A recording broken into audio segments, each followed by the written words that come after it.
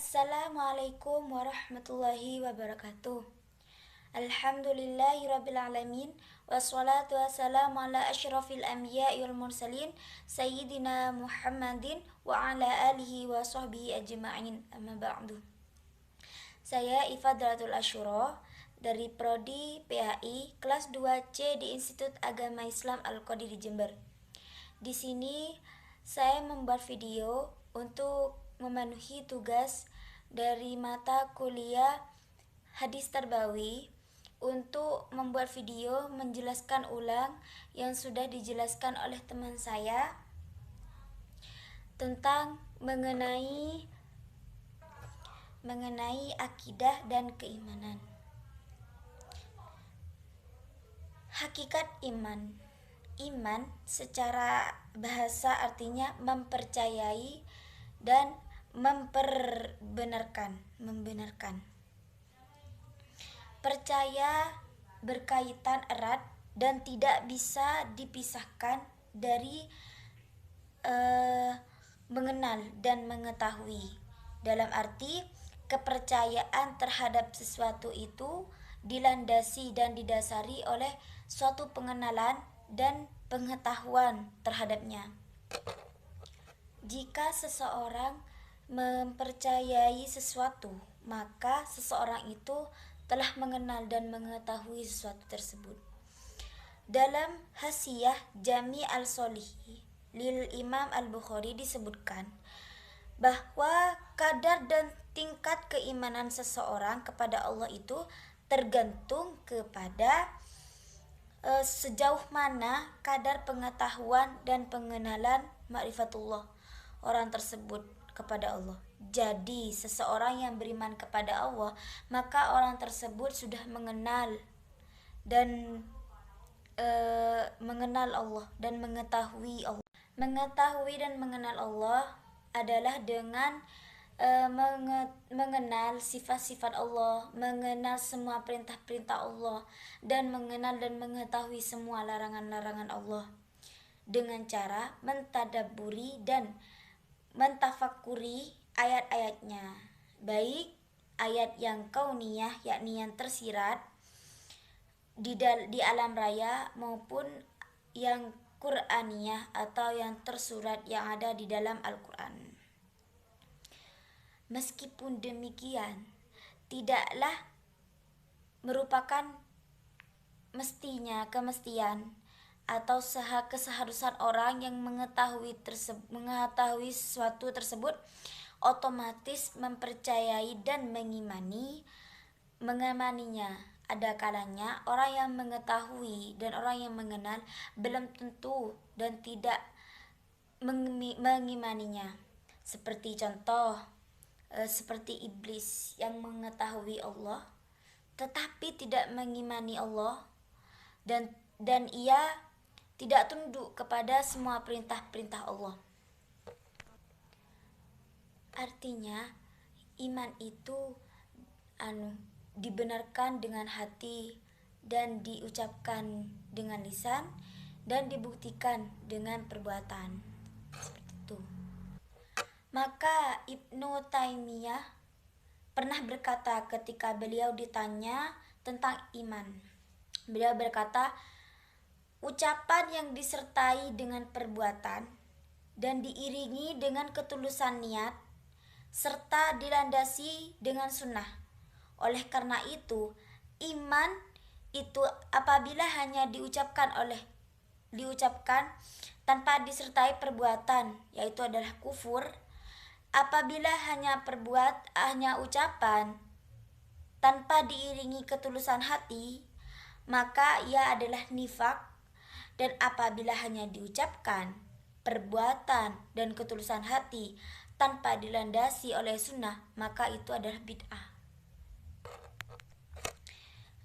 Selanjutnya dari Ibnu Abbas radhiyallahu an berkata, pada suatu hari saya membonceng dibelakangi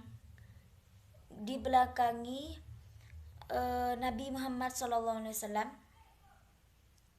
Kemudian beliau bersabda, wahai pemuda. Pemuda tersebut ialah Abdullah bin Abbas. Sesungguhnya saya akan mengajarkan beberapa kalimat hal kepadamu.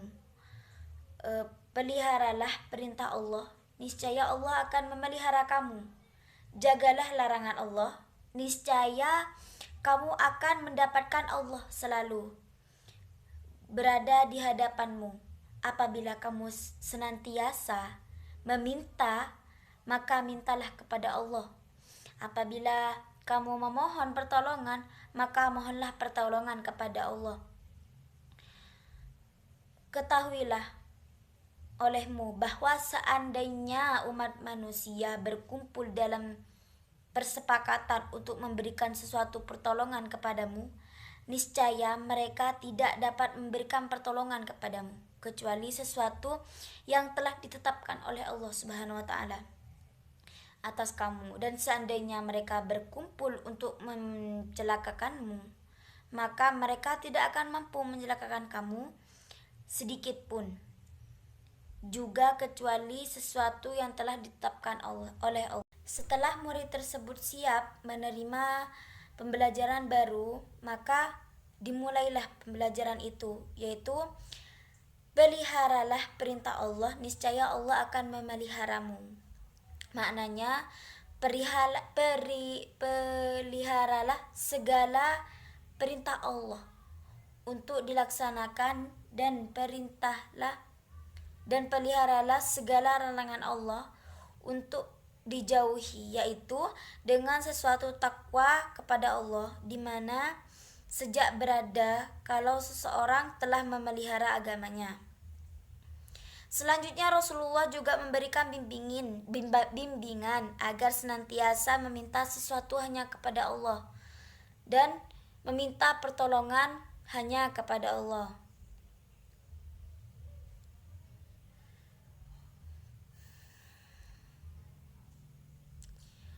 Kemudian beliau menegaskan bahwa segala yang terjadi sesuatu dengan keputusan qada dan ketentuannya, yaitu qadar. Qada dan qadar adalah sesuatu keputusan Allah.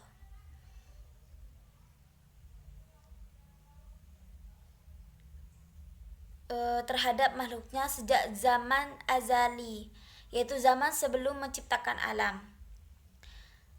Sedangkan qadar adalah ketentuan sesuatu makhluk sesuai dengan qada. Tidak ada sesuatu yang terjadi di dunia ini selain dari ketetapan atau keputusan Allah sejak zaman azali. Sekalipun manusia telah berusaha semaksimal mungkin untuk memberikan manfaat atau menghindari dari kodratnya. Segala keputusan Allah yaitu qada tidak dapat dihapus atau diganti kecuali dihendakinya.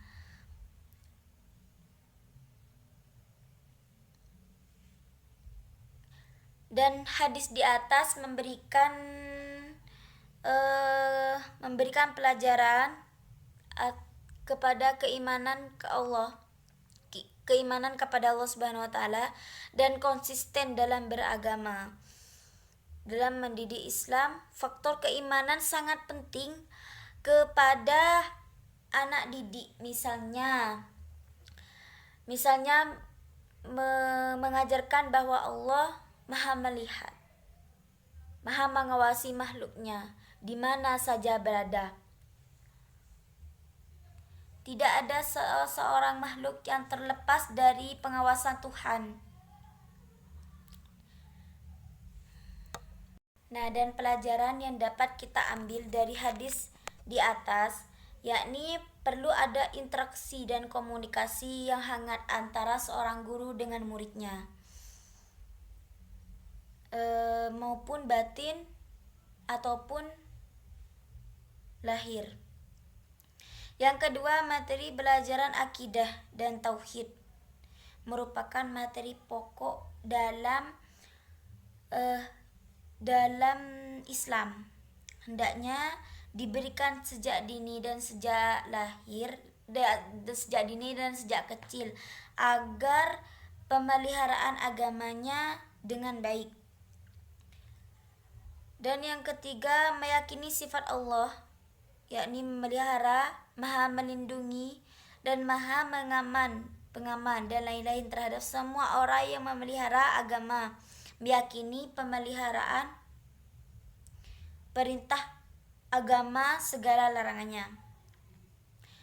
Yang keempat, percaya terhadap qada dan qadar yang telah ditentukan oleh Allah pada setiap kejadian yang terjadi di sekitarnya.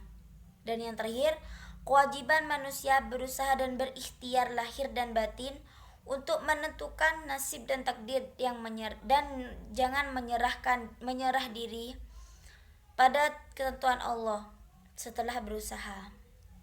Nah, dari penjelasan di atas dapat disimpulkan bahwa qada dan qadar itu suatu rahasia Allah, yaitu suatu ketentuan dari Allah dan tidak mungkin mengetahuinya sebelum terjadi, seperti itu. Tetapi manusia diwajibkan menentukan nasibnya sendiri dengan segala kemampuannya dan berikhtiar. Baik, itulah sedikit penjelasan ulang dari saya. Semoga bermanfaat. Kurang lebihnya mohon maaf yang sebesar-besarnya. Wabillahi taufik wal hidayah. Wassalamualaikum warahmatullahi wabarakatuh.